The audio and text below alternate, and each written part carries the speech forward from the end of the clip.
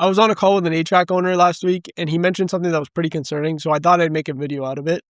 He said that he doesn't understand how he can make each customer more valuable inside his business. And I just thought it's very dangerous for somebody to have some sort of thinking like that, because in most cases, it's usually wrong. If you end up thinking that the only way to grow your HVAC business is to get more leads, is to hire more employees, and get more vans on the road, then you're only going to be in a position where you're only solving half of the equation of your business. So in this video, I'm going to walk you through 6 practical and ethical ways to increase the lifetime value of the customers inside your business without breaking the trust with each homeowner. And once you can understand this, you'll eventually see that increasing the customer lifetime value inside your business will be more beneficial to you than going out and getting every sort of lead out there possible. And at the highest level of business, this only comes down to getting more customers or making your customers worth more.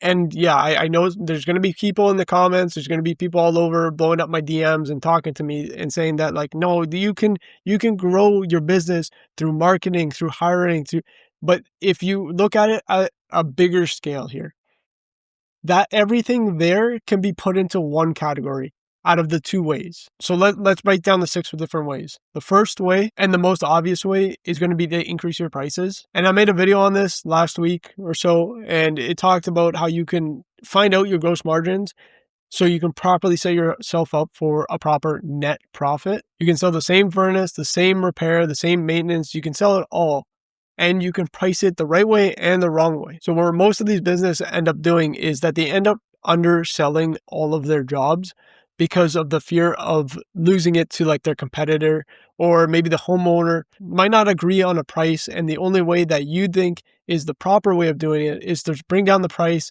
so the homeowner can say yes.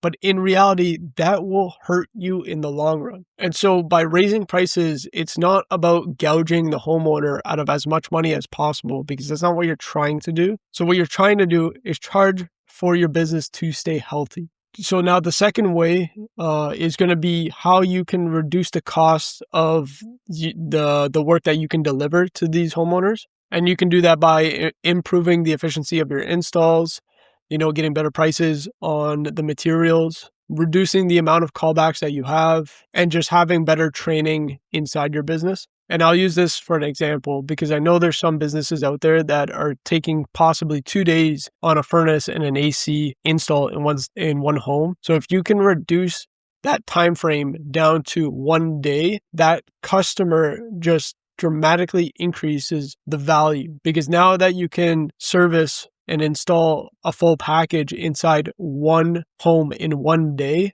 you can get to the second day and do the same thing. And then you're just on repeat. And this would all just tie back into your operational discipline. And everything that I'm talking about inside this video, we help with. We help HVAC businesses go from owner dependent to owner independent through tracking, selling more, and staying in control of your business. Now, if that's something you're interested, you can go down into the description. You'll see a little link.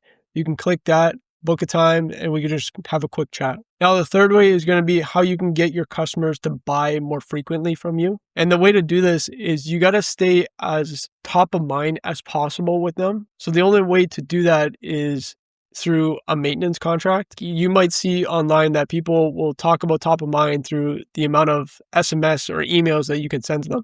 But in reality, nobody likes to be bothered through that many emails or texts. It does help your business if you do it the proper way, but maintenance contracts are what's going to get you inside that front door, and you're going to have that human connection and relationship with that homeowner. So usually you'll have a customer who calls you maybe every 5, maybe every 7 years.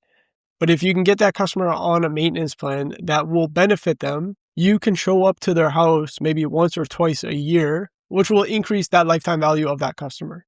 Because to them, if you can build that connection and they see you twice a year, you are going to be the only person that they end up calling. Now, the fourth way is about cross-selling. And what this means is you're selling related but different services. And an example of this would be like, if you offer duct cleaning, that would be a related but different service. If you offer duct sealing as a service, which is a pretty good service if you notice that there's a lot of leakage inside that customer home, duct repair, UV lights, smart thermostats, humidifiers, all that are related but different services. Now, I'm going to obviously have a lot of people say, well, those customers don't need it. Yeah, they might not need it, but some absolutely do. And you can ask your technicians about this. Maybe you even see it inside the home. You go inside the home, the ductwork looks like a mess. There's air leakage everywhere. Would that not benefit the homeowner to keep majority of their heat and their cold air inside that ductwork, right? Now, just as like an average, as like an accessory or a service, say it's $1,500. If you can get maybe even 10%, 20% of those customers on board to buying some sort of service like that, that would also increase the value of that customer over time. The key here is solving adjacent problems for that customer inside their home.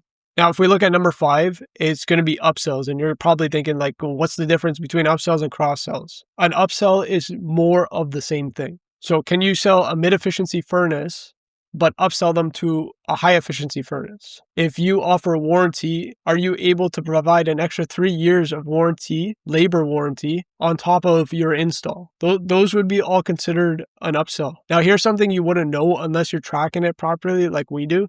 We can see that an average of 20% of customers inside of a business, an HVAC business, are willing to pay for something significantly more as long as it provides better comfort, less risk, and more clarity, like more peace of mind. Now, if you're not selling like higher tiered packages, if you don't have like a low package, a mid-base package, or a high-base package, you can actually end up leaving a lot of money on the table. And you don't have to look at upsells as a pressure, because if the homeowner doesn't need it, you have the upsells there as like a choice. It's their choice if they want it or not. You can explain to them why it would be beneficial to them. Now, the 6th way is not typically thought about, but it's about downsells, which can be like often misunderstood, but it can be a powerful indicator to keep a customer on board, even if it means decreasing the lifetime value of that customer. So an example of like a front end downsell, this would be, say, a technician going to the home, and the technician has told them that, look, your furnace is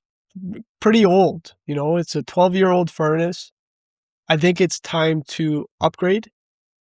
But if they are not okay with an upgrade, then you can downsell into a repair or a short-term, temporary solution, which will help recover marketing costs. And at the end of the day, you don't want to go negative going into a customer's home. You want to either be even or positive. And an important rule of thumb is if a homeowner is qualified for an install, they should never be pushed to a downsell. Now, something on like the back end, and you might have to get creative with this one, but downsells can also reduce the churn that comes with your maintenance contracts. If someone doesn't want a full maintenance anymore, but you talk to them over the phone and you ask them like, what's got you in the position to wanting to cancel your maintenance contract?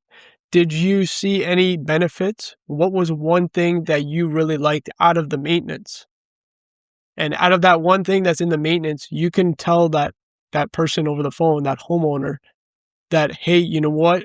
Instead of paying $150 for this maintenance contract, whatever the price is, we can give it to you for $50, and we can only include that one service if you're interested. Now, it reduces the churn, but also keeps you in the game, which would also mean that relationship with that homeowner isn't completely severed or completely disconnected anymore. You still serve some sort of relationship with that homeowner. So now if we bring everything together, the 6 ways to practically and ethically increase that customer value is going to come from your price, cost to fulfill, purchase frequency, cross-selling, upselling, and downselling. So there's always going to be a way for you to increase that customer value.